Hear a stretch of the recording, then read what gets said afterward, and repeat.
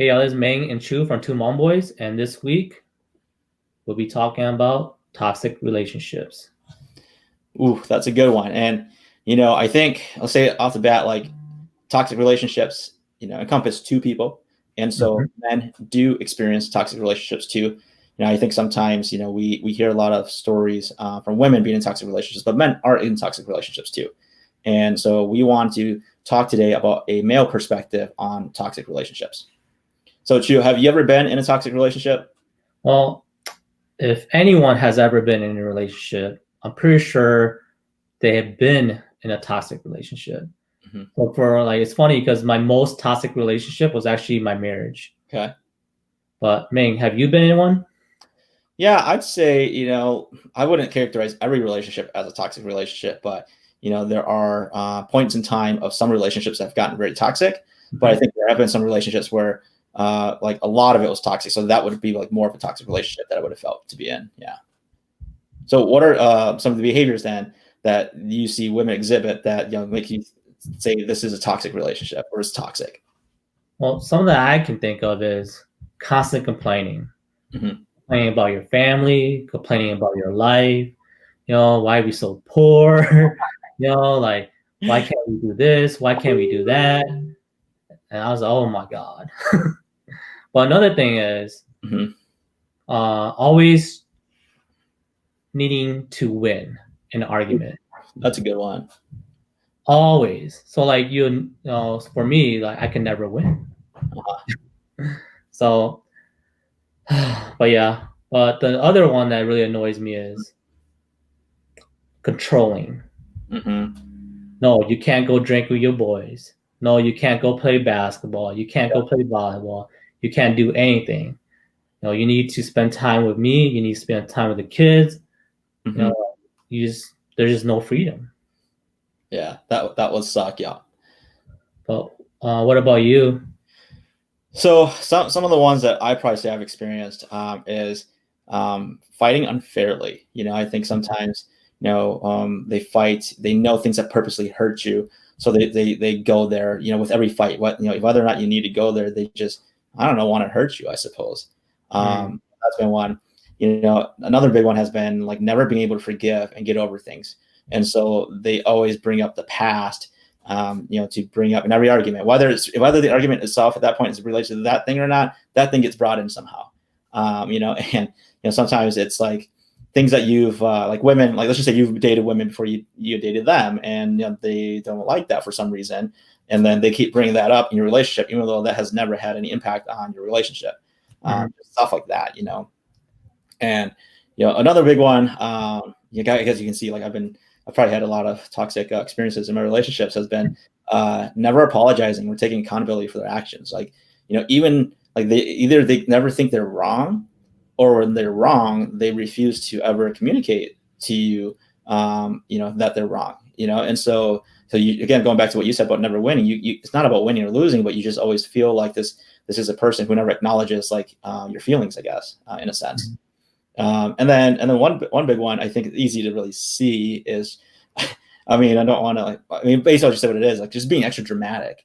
In terms of like if there's a fight, like like throwing temper tantrums or something like that, right? Like thinking that's going to help somehow. Or like there's another big one's like threatening to end a relationship every time there's a problem. Yeah. It's like these are just problems, and we'll talk about it today, tomorrow we'll get through it, but like every problem is just the end of the world. So those are a couple that I've had, but like recognizing though also, yeah, I don't know. But like with that, man, like I feel like a lot of the stuff we were talking about just now, it Mhm. sounds a lot like just regular relationship problems. Yeah, So, but at what point does it become toxic, though? yeah, right, because like I think what we just said, like sometimes like it might just be small things, right? So it might just be like a nuisance, right? And sometimes it can get that thing can become very big, and that's when I think it might become toxic. So I guess what I describe it as like when like these behaviors, a combination of them or one of them gets so big that like the relationship just becomes really dysfunctional. Like you're not communicating well, you're not supporting each other well, you're not on each other's team, and the relationship just kind of stalls maybe. And I think that's when it kind of gets really toxic. And I think, I mean, I think that's more of like what I'd say a general explanation of how I would see when something becomes so bad, it messes up the relationship. So what do you think, so like you and your wife are still together. And so sounds like the toxic behaviors that, you've talked about before, like, have you guys gotten through those? And if you guys have, like, what are some ways that you guys have been able to get through those toxic periods, I suppose? Oh yeah, for sure. So like, I'm pretty sure like every married couple goes through this, like the first couple years of marriage. That's probably like where you're at your most toxic in that relationship, where you're constantly fighting. And one of the things that I noticed when we were fighting was, and I'm pretty sure everyone can relate to this, but whenever your spouse is upset about your family, and then they start bitching about your family, and then eventually you start bitching about their family. So now it's just a back and forth, and then you both upset each other, and then now it becomes toxic. Like you can't let it go. Like it's always like tit for tat now. And I think with that, like after a while, I'm just like, like what the hell are we doing here? Like, so like whenever, she does complain about my family, like I am conscious of it now, So like I'm saying, like you gotta check yourself too, So I'm conscious of it. Like, so when she's upset or she complains about my family members, I don't complain about hers because I know that that's going to lead to this toxic argument. Sure. Yeah. So what you're saying is like, you just gotta be more self-aware and like both not basically be petty, I guess. Both, get back at each other for doing just doing the same thing back to them, But also like, you need to be self-aware, but then you also need to call them out, talk about it. So like at one point, like, I understand that you're upset, but at one point it's going to start to like annoy me. And then when I start to feel like I'm going to complain about her family, I'll be like, hey, just so you know, I understand that you're upset, but at one point, you're making me upset because now like you're hurting me because you're talking about my family. I think we need to stop at this point. Yeah. And that's how you stop that, like at least in our relationship. Yeah, I think what you're saying there is like, communication and kind of having boundaries too, right? Like, so one, don't engage in the like unfair fighting, the getting even with somebody, right? And communication being like understanding when's the appropriate time to have that conversation with them. And then like kind of having boundaries to make sure you do have the conversation with them. You don't just allow them to continually do something that you don't appreciate or like. Yeah. But with that, like, I know huh? For real, dude. But I mean, with that, you said that you were in a toxic relationship. So how did that go about?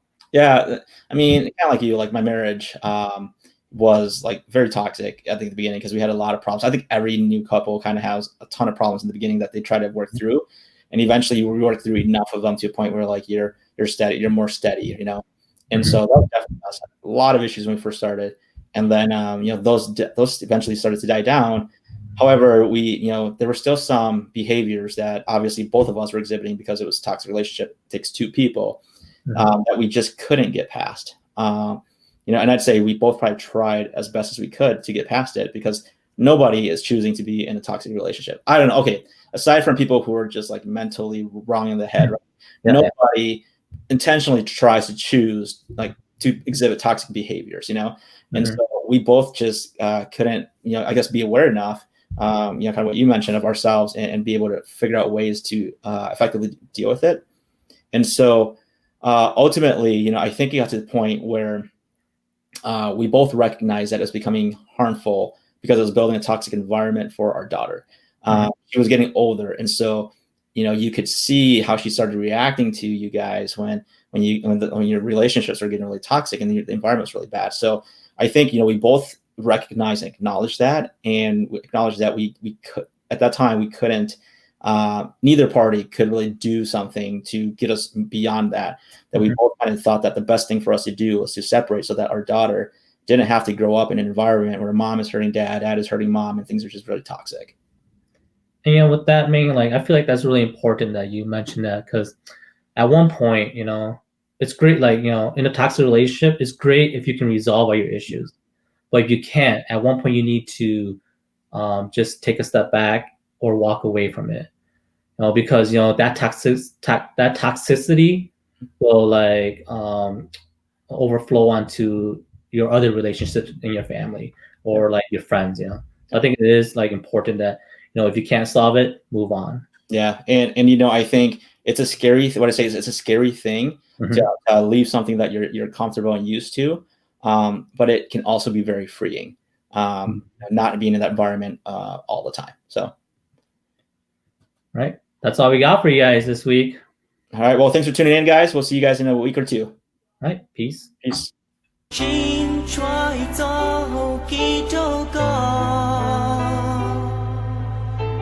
mua kỳ tu xe cho lo xa